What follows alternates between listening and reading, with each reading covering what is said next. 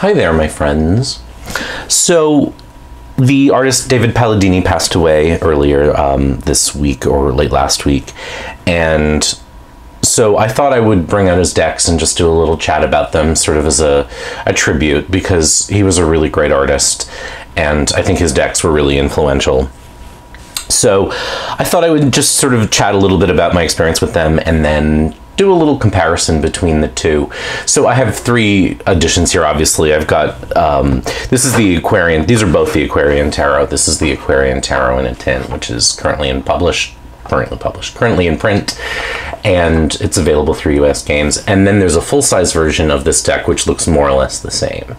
So, and then there's this version that I got recently, which is a 1980s edition pre-US Games by Morgan Press. And these aren't hard to find. Whoa.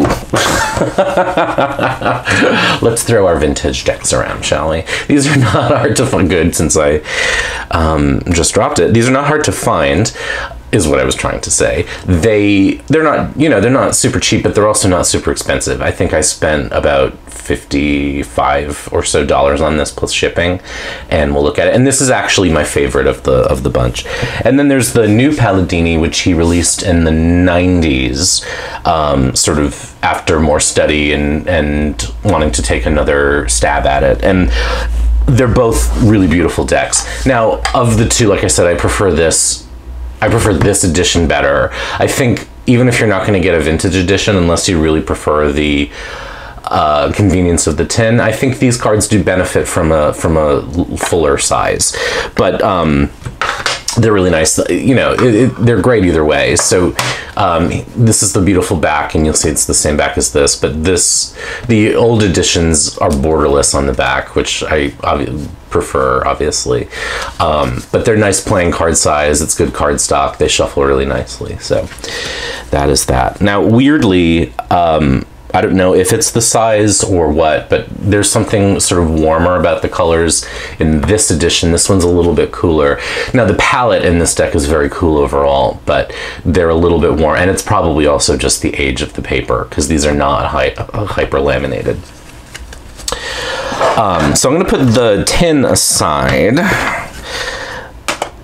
It was interesting earlier this year. I don't know if I talked about this in another video, but on New Year's Eve, I was out to dinner, and a tarot reader showed up, and she had the Morgan Greer sort of on a tray, which prompted me to pull out the Morgan Greer deck. And then that prompted me to look back at early decks that I had but didn't use, because this was one of, this and this were both decks that I had really early on and just never really used all that much. And the Morgan Greer I actually used the Morgan Greer pretty much as my primary deck through all of January, and it was fine. I just didn't feel like it sang to me as much as other decks do, and it's interesting how that happens. So anyway, that prompted me to go back and look at decks from the 70s, decks that I had early in my career, my collection, etc. And so that was what prompted me to pull out the Aquarian Tarot. And then after David Palladini passed, I went and found a vintage, which I'd always wanted, but I felt like the time was probably ideal if there was going to be sort of a rush on his art. Which is a horrible thing to say, but that does happen when artists pass, that people are suddenly like, oh, I want to get that. And so, you know, an out of print deck, or an out of print edition of a deck, you know, they are somewhat scarce. So what I'm going to do is I'm just going to do like a little comparison of the two. So the new Paladini deck, which is this one, was again one of my first decks, maybe even my like second or third deck, and I gave it away not too long after I got it. I had so many Rider-Waite-Smith decks at that time, and this one it was just another one in the collection. And I wasn't wild about the back, principally because red is just a color I'm not a fan of, like just that much red. But looking at it again all these years later, I can see it really is beautiful. Both of these decks are so beautiful. So this is the currently available US Games edition. This is the box that it comes in. It's typical tuck box. You know, you get your artist cards and the little white book. There is a book that's illustrated with the Aquarian Tarot, which I think is pretty famous, but I don't have it. So this is the new Paladini. This is the Aquarian. So this edition of the Aquarian has this great lift-off box. The box is pretty knocked up, but for a box that's like 20 years old, going on 30, it's not in bad shape. There's only just a little bit of a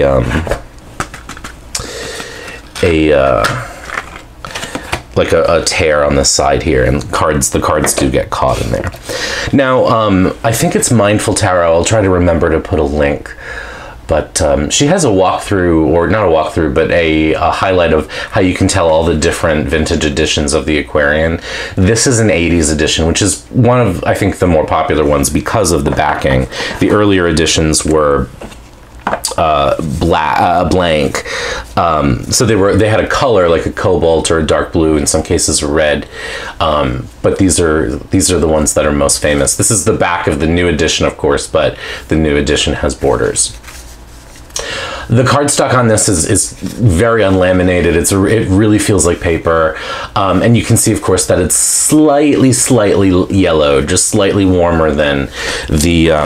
Well, I can just use this because it's more or less the same cardstock. You can see that there's a definite like age to this, which I think adds to it. You know, I don't like decks to feel super new all the time. I like them to have a little bit of,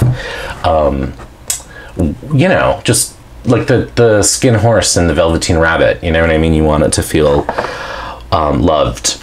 So used decks are always a thing, especially if you're buying from not necessarily a tarot expert or someone who's super familiar, but all the cards were here. The little instruction book was here.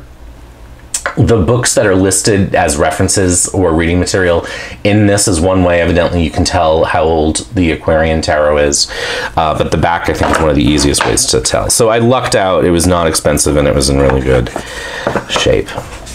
So it's a Rider-Waite-Smith deck. I think that probably goes without saying, and so it does not really make any drastic changes to that. You know, that artwork. And I think when David Palladini originally made the deck, he wasn't a tarot reader, you know, so he didn't have that experience. He was commissioned to do it, which is why in a lot of editions it was called the Tarot or the Aquarian Tarot, and not necessarily the Palladini Tarot, which is why his name is on the second one. So for all that said, he released the second deck, the new Paladini, in part because he'd learned more and he had more he thought to say and wanted to include. And I think that both are beautiful. I have to admit that the coloration in the new Paladini is so rich and beautiful that as a just aesthetically, I really prefer the colors of this deck. But as a whole collection, as a usable deck, I actually really prefer the Aquarian, which is interesting because it is much more muted, and I definitely am a fan of like rich, really vivid color. But there's something about, I keep coming back to this one more than this one. Now, it's a work of the late 60s, early 70s. It is not even making an attempt to be representational. They are both all white people. One thing I'll say about this one is that the people are literally paper white in the Aquarian,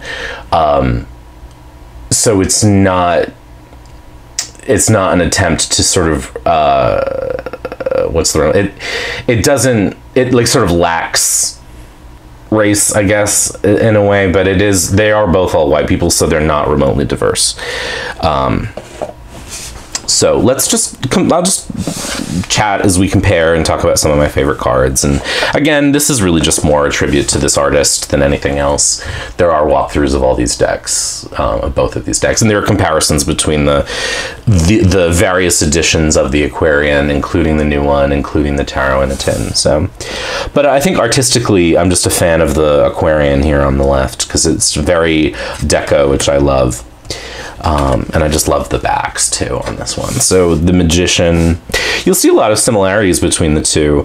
This one definitely feels more of its time. It's like the 20s Art Deco as imagined by the late 60s, early 70s. Now, I should also say that Palladini did some cards for something called the Lindley of Tarot, which was not really a tarot deck. It was a large, sort of, I think 8.5 by 11 sample for the Lindley Paper Company, and they made a tarot deck that was pretty much only the majors. I think there are some court cards in there, but that's sort of a collector's art piece, which I do not have. There are some walkthroughs of that on YouTube too, and it's worth seeing because you can see, I think, the instincts from that Lindley Tarot showing up in the Aquarian and then eventually the new Paladini. So there's the Magician. The colors on both of these I really, really love so much. I think they're both really beautiful decks. But again, I do prefer the Aquarian, I think, despite the richness and boldness and luxuriousness of those colors. There's just something about the art style in this one. Here's the Emperor. And I like them both, you know, and I have problems with them both. One thing you'll notice about the Aquarian is that the faces are very long. Necks and faces seem to be very long. They actually remind me of chess pieces in a way. That my dad had a chess set when I was a kid that had all the queen, the king, the bishop. They all had faces, and they were very long faces. And this deck always made me think of that. Definitely prefer this. I love this Lover's card. Lover's cards often turn me off, ironically. Not so much a fan of this one, but this I just love. The Chariot. There is some sort of faux Egyptian stuff in the Palladini that I like less than the deco of the Aquarius as well. Aquarian, rather, Strength. So in this one, the Strength is a male figure, and this is a female. The Hermit. I really like both of these Wheel of Fortune cards. I'm among the many YouTubers who are generally not a fan of Wheel of Fortune cards, but I like both of these. Justice. See, there's those long faces. Now, here, the Hanged Man in this deck is I'm particularly fond of because it actually looks like me. I don't know if it'll focus, will you? There you go. So the Hangman kind of looks like me in this deck, and that cracks me up. So obviously I'm a fan of this one, but I do like the color. I really do like both of these decks. Death. Neither of these are my favorite Death cards, to be honest. They're fine. You know, that's just how things go. I really love this Temperance card.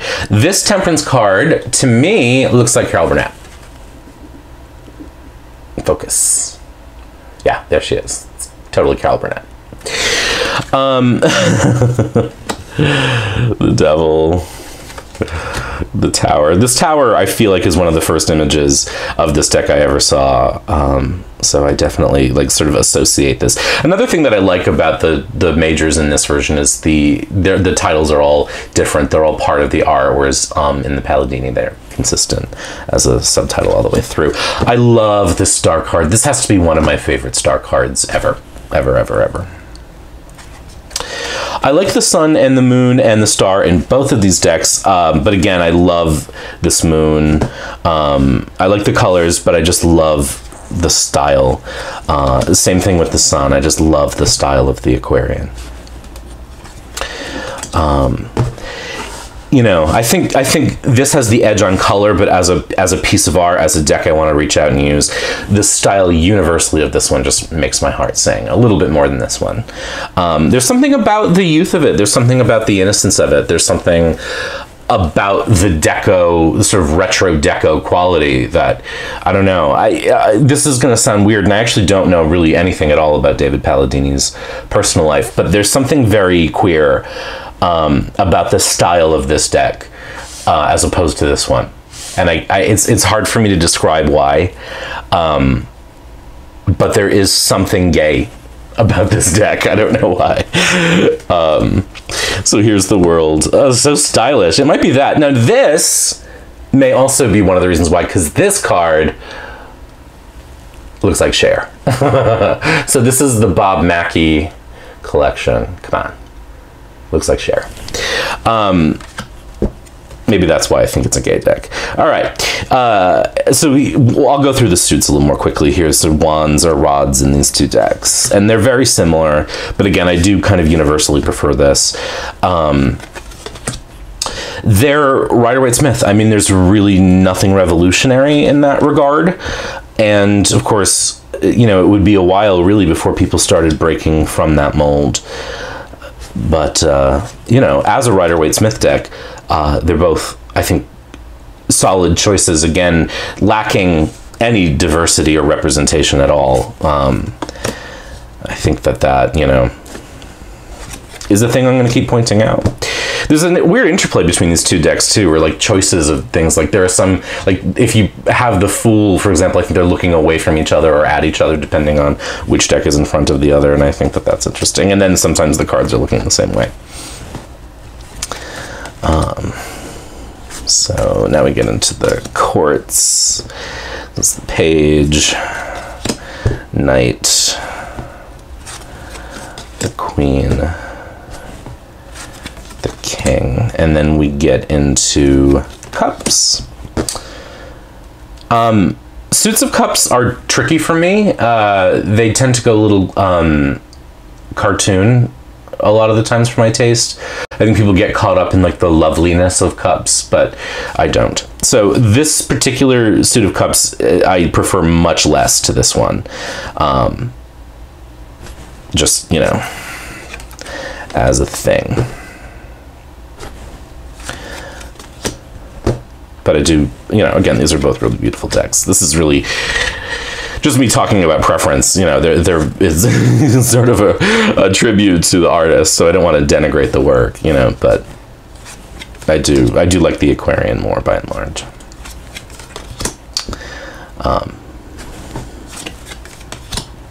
So 8, 9. I like fat guys on cups cards. Like there's always something about that like, I don't know.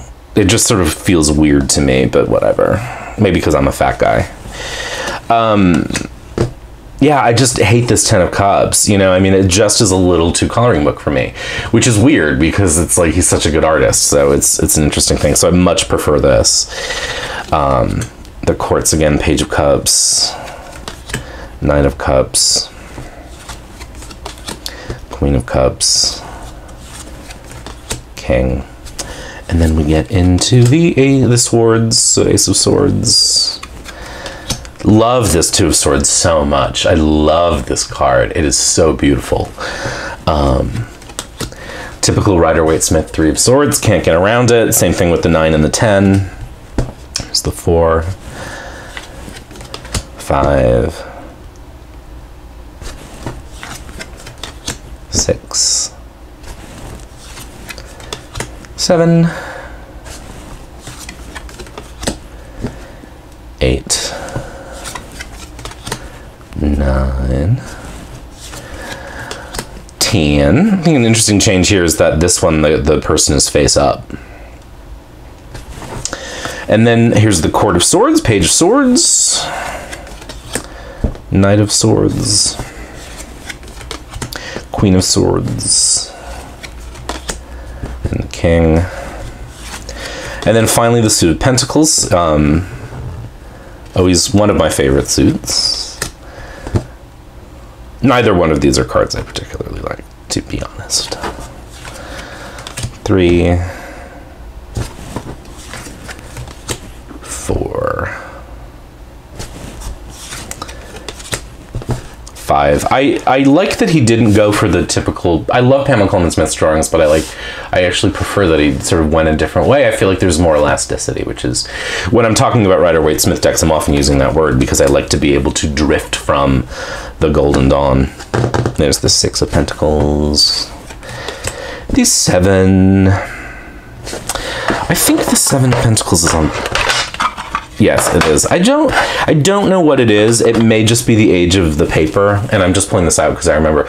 But there's something, I don't know if it's the size or what, but there's something about this larger card size and maybe the slightly yellowed paper that I just prefer to this. And I think this card kind of highlights why, and I don't know what it is. I mean, if you look, the colors are actually a little bolder and richer on this one. They're not quite as bold on the old one, but something about this just feels pleasanter than this. So I don't know. I'm crazy, right? We all are when it comes to these little things. 8. The Nine of Pentacles is always one of my favorite Rider-Waite-Smith cards, and I think both of these are beautiful, but I just love the energy, the flow of this so much.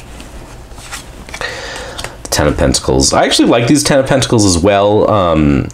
There's just something kind of theatrical about them that I enjoy. And then we get the Court, and so here we have the Page and the Knight. And then the King and Queen and the new Paladini are both silhouettes. So here's the Queen and the King, and they're both really pretty. I have no strong opinion one way or the other. So those that's just a walkthrough, sort of card by card of the two.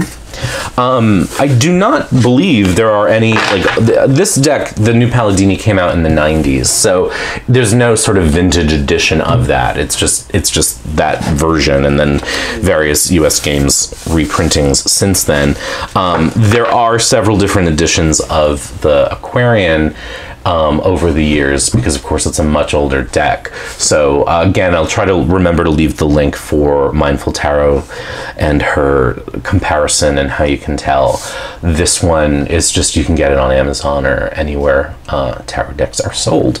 Because this is a US Games deck, shuffles really, shuffles really nice. A little stiffer than other decks I've had from them.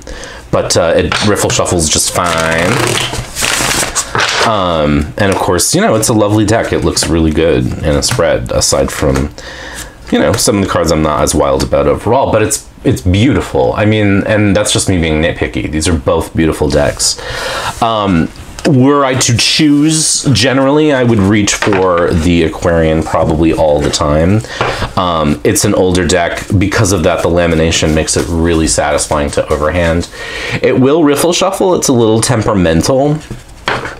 And I try not to be too rough with it, because this kind of cardstock, it doesn't bridge back. This kind of cardstock is not forgiving, so if you bend a card, you're gonna see the crease. But it does riffle nicely. It can be a little temperamental sometimes, like right there. But it overhand shuffles super nicely when I'm not shuffling with my arm through the side of a tripod.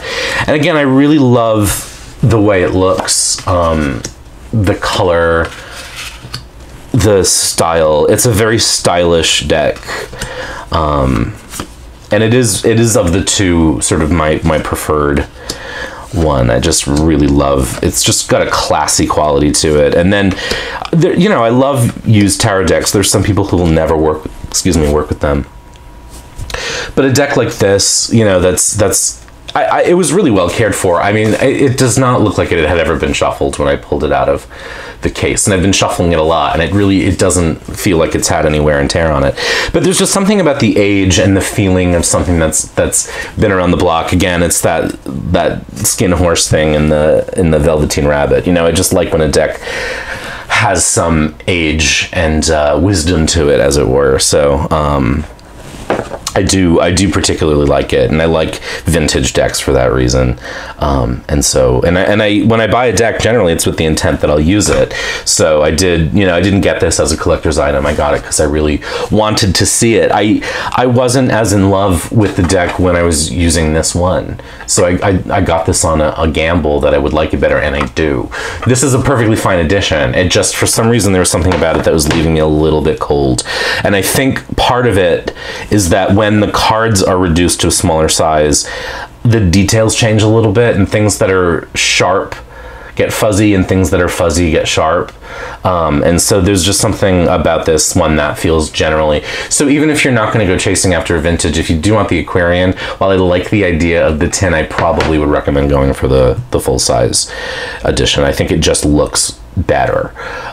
It's funny, size matters when it comes to cards. I've been thinking about the Gaian Tarot. I recently just got my hands on a copy thanks to a friend who offered me a deal on a copy she was selling, and I compared it to the Schiffer edition, and while the Schiffer edition is lovely, it's aside from the weird size and those strange borders, I did trim mine.